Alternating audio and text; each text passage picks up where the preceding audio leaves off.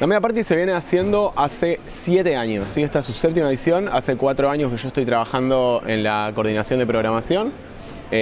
Fui asistente todos los años, de hecho es un evento que me ha permitido, desde conseguir laburo hasta encarar proyectos, realmente este concepto de evento productivo en el que no solo venís a aprender, sino que venís a hacer, se nota muy fuertemente cuando uno está acá.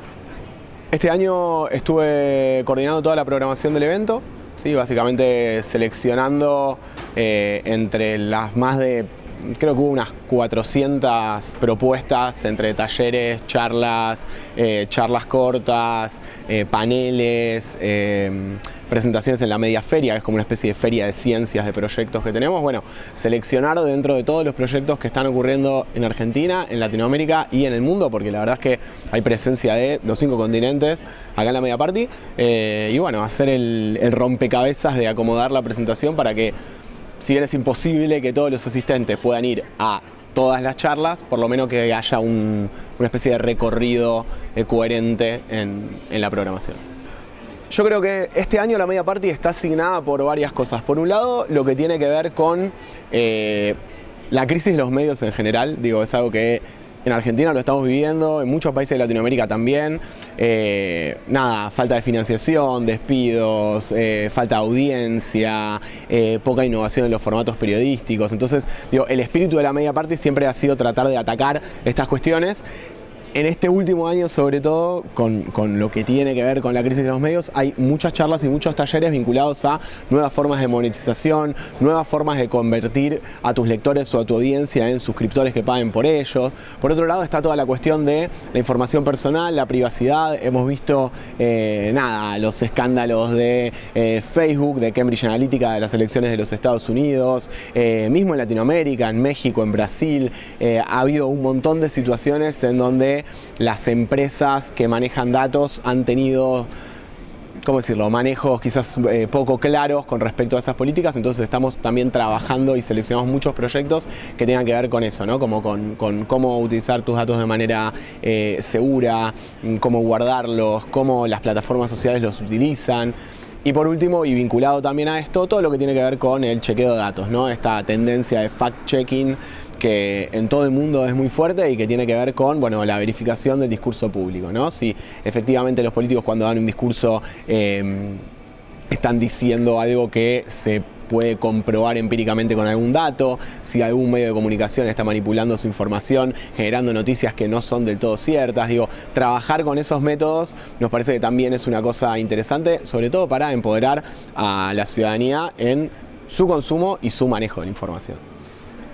En el caso del esto que hablábamos del fact-checking, la verificación de datos, es quizás donde más claramente se ve esa convergencia que nosotros buscamos generar entre perfiles técnicos y programadores, cientistas de datos y demás cuestiones, y el palo más del periodismo y del contenido, ¿sí? Porque básicamente son dos perfiles que cuando se cruzan en una redacción pueden hacer cosas muy potentes. Básicamente porque el periodista tiene las preguntas y el programador puede buscar y puede, con sus capacidades técnicas, encontrar o ayudar a encontrar esas respuestas. Entonces, la construcción de una narrativa basada en datos, y cuando hablamos de datos no hablamos de una planilla de Excel por ahí de 20 filas, sino que hablamos de 10.000, 100.000, 3 millones de documentos que hay que analizar, que hay que scrapear, que hay que extraer la data clave, que hay que ponerla en una planilla y a partir de ahí poder visualizar algo. Bueno, todo eso, cuando se conecta en una redacción, cuando se conecta en un proyecto de medios,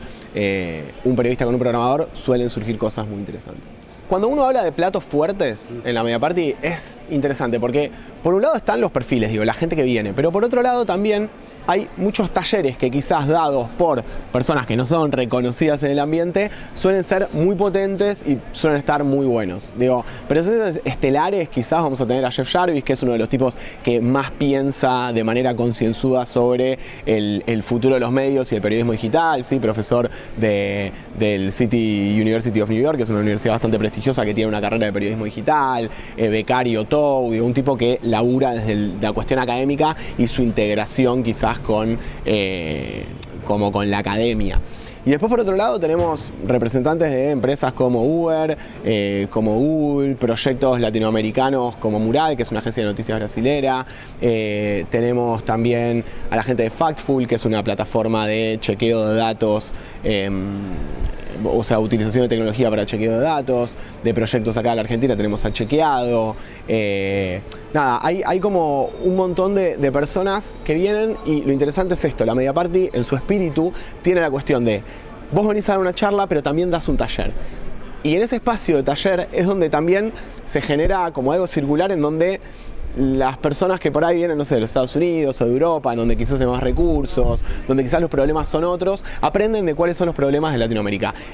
Y viceversa, ¿no? Nosotros también de alguna manera nos nutrimos del conocimiento y quizás la capacidad de tener recursos para desarrollar cosas que existen en esas regiones. Sí, a ver, creo que ahí hay una cuestión fundamental. Nosotros, o por lo menos de la organización y desde cómo por lo menos yo miro el ecosistema de periodismo digital, creo que el rol de los comunicadores sociales y la responsabilidad social de los comunicadores sociales es básicamente comunicar con la verdad y comunicar responsablemente y de manera social lo que está pasando en tu realidad. Creo que la vinculación ahí con las empresas tiene que ser, por un lado, desde una cuestión, como decíamos antes, de la ética, ¿sí? de la generación de ese discurso público, pero sobre todo también aprovechando las herramientas que quizás esas empresas tienen y que nos pueden servir a nosotros para empoderar a nuestros propios medios y a nuestros propios discursos, para así hacer un impacto más fuerte en la sociedad. Me parece que tiene que ver un poco con eso, esa vinculación entre empresas y periodismo, que si bien es cierto que en algunos modelos puede limitar el discurso, en otros también los puede potenciar.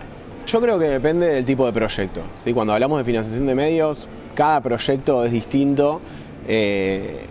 Y si vos me preguntás a mí, y bueno, si vos podés generar contenido de calidad y construir una comunidad, y que el contenido que vos generás tenga en cuenta tu audiencia, a tal punto que tu audiencia está dispuesta a pagar quizás un poco más de lo que pagaría por un medio tradicional que tiene publicidad y ya, obviamente ese me parece que es un camino muy, muy positivo, y quizás el que te va a dar más libertad a la hora de contar lo que vos querés contar. Pero la verdad es que depende del tipo de medio. Bueno, hay medios que podrán funcionar a través de financiación y encontrar sustentabilidad con ese tipo de proyectos a nivel de organizaciones de la sociedad civil, organizaciones no gubernamentales y demás.